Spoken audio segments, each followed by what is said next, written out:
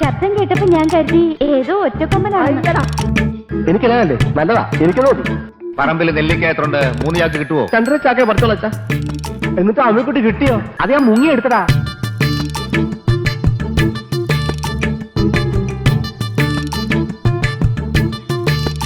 വെറും 4 പേജ് മാത്രമുണ്ടായിരുന്ന തിരക്കഥയെ അടിസ്ഥാനപ്പെടുത്തിയുള്ള ചിത്രീകരണം. ബോക്സ് ഓഫീസിലെ ബമ്പർ ഹിറ്റ്. മലയാളത്തിലെ ഏറ്റവും മികച്ച ഹ്യൂമർ എന്റർടൈനറുകളുടെ പട്ടികയിൽ ഇടം നേടിയ സിനിമ. വിശേഷങ്ങളുടെ തീരാത്ത പട്ടികയുമായി റീവാച്ച് സിനിമകളിൽ എന്നും നിറഞ്ഞു നിൽക്കുകയാണ് മേലെ പറമ്പിൽ ആൺവീടെന്ന രാജസേനൻ ചിത്രം.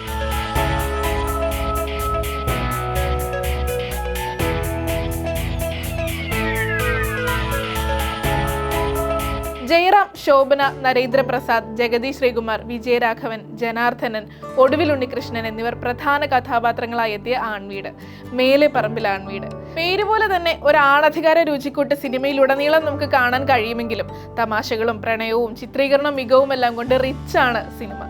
ജാതീയതയും കുടുംബ മഹിമയുടെ പാരമ്പര്യവും പിന്നെ ആവോളം ആഡംബിത്തരവുമുള്ള കർക്കശക്കാരനാണ് ത്രിവിക്രമൻ എന്ന നരേന്ദ്രപ്രസാദ് അവതരിപ്പിച്ച തറവാട്ടുകാരനവർ. അദ്ദേഹത്തിന്റെ അവിവാഹിതരായ 3 ആൺമക്കൾ.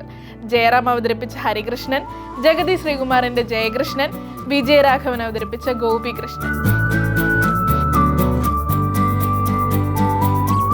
തറവാട്ടുകാരനവരായ അച്ഛന്റെ കാലഹരണപ്പെട്ട അധികാര മുഷ്കിനും പുതിയ കാലത്തിന് ചേരാത്ത പിന്തിരിപ്പൻ ശീലങ്ങളുടെയും ഇരകളായ ഒരു കുടുംബത്തിലെ അനേകം പേരെ സിനിമയിൽ കാണാൻ കഴിയും. ഇതിൽ പലരും നേരിട്ടുമല്ലാതെയും ഒളിഞ്ഞും തെളിഞ്ഞുമൊക്കെയായി തങ്ങളുടെ ആഗ്രഹങ്ങൾക്കൊത്ത് ജീവിക്കാനുള്ള റിബൽ ശ്രമങ്ങൾ നടത്തുന്നുണ്ടെങ്കിലും ഒരിടത്തും അത്തരം ഒരു ആഗ്രഹമില്ലാത്ത ഒരാളെ സിനിമയിൽ കാണാം. ത്രിവിക്രമന്റെ 2ാമത്തെ മകൻ ഗോപികൃഷ്ണൻ. അച്ഛന്റെ തനി പകർപ്പായാണ് ഗോപികൃഷ്ണൻ പ്രത്യക്ഷപ്പെടുന്നത്.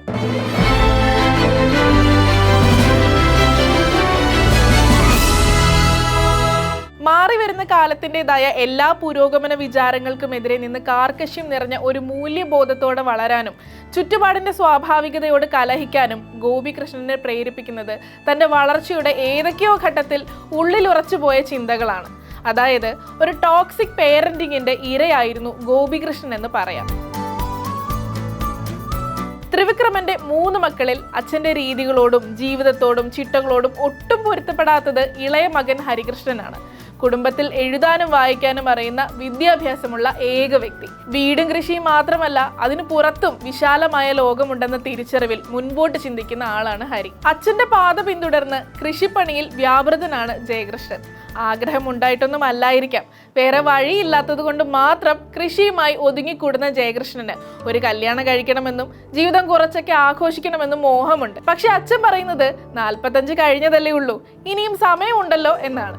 അച്ഛൻ വരച്ച വരയിൽ നിന്ന് ഒന്ന് അങ്ങോട്ടോ ഒന്ന് ഇങ്ങോട്ടോ മാറാൻ ജയകൃഷ്ണന് മുട്ടുവിറയ്ക്കുമെങ്കിലും അച്ഛന്റെ കണ്ണ് വെട്ടിച്ച് ചില കുസൃതിത്തരങ്ങളൊക്കെ കാണിക്കാൻ അയാൾക്ക് മടിയൊന്നും ഇല്ലതാനും. ഹരികൃഷ്ണന്റെയും ജയകൃഷ്ണന്റെയും പ്രകടനങ്ങൾക്കിടയിൽ എപ്പോഴും വ്യത്യസ്തനാണ്, നിശബ്ദനാണ് നമ്മുടെ ഗോപികൃഷ്ണൻ.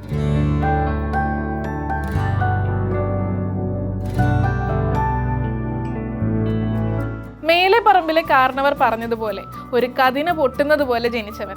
അച്ഛൻ്റെ തനി പകർപ്പ്, വീട്ടിലെ 2ാമത്തെ സന്തതി. 40 കഴിഞ്ഞിട്ടും കല്യാണം കഴിക്കണമെന്ന മോഹം ഒട്ടുമില്ലാത്ത ഗോപികൃഷ്ണന്റെ അവസാന വാക്ക് എന്നും അച്ഛനായിരുന്നു.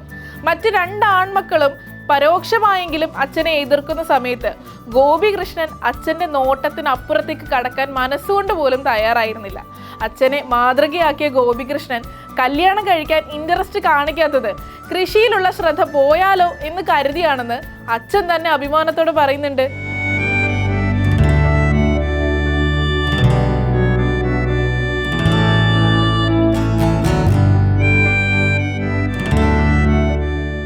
ത്രിവിക്രമൻ മുതലാളിക്ക് അയാളുടെ 3 മക്കളും ഒരുപോലെയാണ്. കുറച്ച് വാത്സല്യം കൂടുതൽ ഹരികൃഷ്ണനോടാണെങ്കിലും അച്ഛനോടൊന്നും കൂറ് കാണിച്ചിട്ടുള്ളത് ഗോപികൃഷ്ണനാണ്. അത് സിനിമയിലെ പല സന്ദർഭങ്ങളും സാക്ഷ്യം പറയുന്നുണ്ട്. അച്ഛനോട് ചോദിക്കാതെ ഒന്നും ഗോപി ചെയ്യുകയുമില്ല, മറ്റുള്ളവരെ ചെയ്യാൻ അനുവദിക്കുകയുമില്ല. എന്തിന്, ജോലി കിട്ടിയ കാര്യം ഏട്ടന്മാരോടും അമ്മാവന്മാരോടും ചീട്ട് കളിക്കിടെ ഹരികൃഷ്ണൻ പറയുമ്പോൾ നീ ഒരു ജോലിക്ക് കയറുന്നത് അന്തസ്സാണ് എന്ന് ജയകൃഷ്ണനും അമ്മാവനും പിന്തുണയ്ക്കുമ്പോഴും ഗോപികൃഷ്ണന്റെ അഭിപ്രായം മറ്റൊന്നായിരുന്നു. വീട് വിട്ട് പുറത്ത് ജോലിക്ക് പോകുന്നത് അച്ഛൻ ഇഷ്ടമാകുമോ എന്നും അച്ഛന്റെ കൂടി സമ്മതം അറിഞ്ഞിട്ട് പോയാൽ പോരെ എന്നുമായിരുന്നു ഗോപികൃഷ്ണന്റെ നിലപാട്.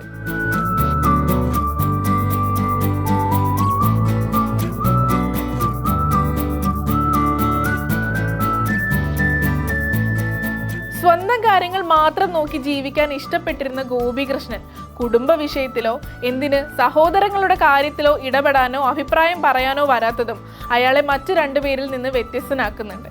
ശോഭന അഭിനയിച്ച പവിഴം എന്ന കഥാപാത്രത്തിന്റെ എൻട്രി മുതലാണ് സിനിമയെ രസകരമായ ഭാഗത്തിലേക്ക് എത്തിക്കുന്നത്. പവിഴത്തിനെ കണ്ടപാടെ കണ്ണ് മഞ്ഞളിക്കുന്ന ജയകൃഷ്ണനും അമ്മാവനും വീട്ടിലെ കാര്യസ്ഥനും അടക്കം പവിഴത്തിന്റെ പിറകെ കൂടുമെങ്കിലും അതിൽ വലിയ താല്പര്യം കാണിക്കാതിരിക്കുന്നത് ഗോപികൃഷ്ണൻ മാത്രമാണ്. പവിഴത്തിന്റെ വീട്ടിലേക്കുള്ള വരവ് തന്നെ സംശയത്തോടെ മാത്രമാണ് ഗോപികൃഷ്ണൻ കണ്ടിരുന്നത്. എന്നാൽ പതിയെ പവിഴത്തോടുള്ള പ്രണയം ഗോപികൃഷ്ണനിൽ മുട്ടിടുമ്പോൾ തന്നെ അച്ഛൻ അതിനെ മുളയിലെ നുള്ളിക്കളയുന്നുണ്ട്. അർദ്ധരാത്രിയിൽ വാതിൽ തുറന്നിറങ്ങുന്ന ഗോപി അടക്കം 3 പേരെയും അച്ഛൻ പിടികൂടിയതിനു ശേഷം ഗോപികൃഷ്ണൻ പവിഴത്തിന്റെ ഭാഗത്തേക്ക് പിന്നീട് തിരിഞ്ഞു നോക്കിയിട്ട് പോലുമില്ല. അച്ഛന്റെ തല്ല് കിട്ടിയിട്ടും പിന്മാറാതെ പവിഴത്തിന് വേണ്ടി തമിഴ് പഠിക്കാനും ജീൻസ് ഇട്ട് പരിഷ്കാരിയാകാനും ശ്രമിക്കുന്ന ജയകൃഷ്ണനിൽ നിന്നും പവിഴത്തിനൊപ്പം നടന്ന് ഇഷ്ടാനിഷ്ടങ്ങൾ അന്വേഷിച്ച് സ്വർണ്ണമോതിരം വരെ സമ്മാനമായി നൽകിയ അമ്മാവൻ കണ്ണപ്പനിൽ നിന്നും ജോലി ചെയ്തും പഠിപ്പിച്ചും പിറകെ കൂടുന്ന കാര്യസ്ഥനിൽ നിന്നും ഗോപികൃഷ്ണൻ വളരെ ഡിഫറൻ്റ് ആണ്.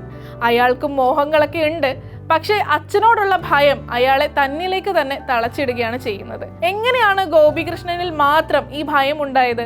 ഹരികൃഷ്ണനെ പോലെ വല്ലപ്പോഴുമെങ്കിലും ജയകൃഷ്ണനെ പോലെ എന്തുകൊണ്ടാണ് ഗോപികൃഷ്ണന് സ്വന്തം വീട്ടിൽ അഭിപ്രായങ്ങൾ പറയാൻ സാധിക്കാത്തത്? ഒരുപക്ഷെ മോശമായ പാരന്റിങ് ആ 3 മക്കളിൽ ഏറ്റവും കൂടുതൽ ബാധിച്ചത് രണ്ടാമനായ ഗോപികൃഷ്ണനെ ആകാം. സ്വന്തം ഇഷ്ടങ്ങൾ എന്താണ്, ആഗ്രഹങ്ങൾ എന്താണ് എന്ന് തിരിച്ചറിയാൻ പോലും കഴിയാത്ത അവസ്ഥയിലേക്ക് അയാളുടെ ജീവിതത്തെ അച്ഛൻ വരിഞ്ഞു മുറുക്കിയിരിക്കുകയാണ്.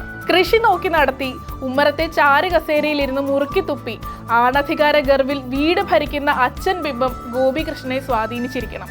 ഒരു പെൺകുട്ടി തന്നോട് സംസാരിക്കാൻ വരുമ്പോൾ ആട്ടിവിടുന്ന ഗോപികൃഷ്ണനിലും അച്ഛൻ്റെ സ്വാധീനമുണ്ട്.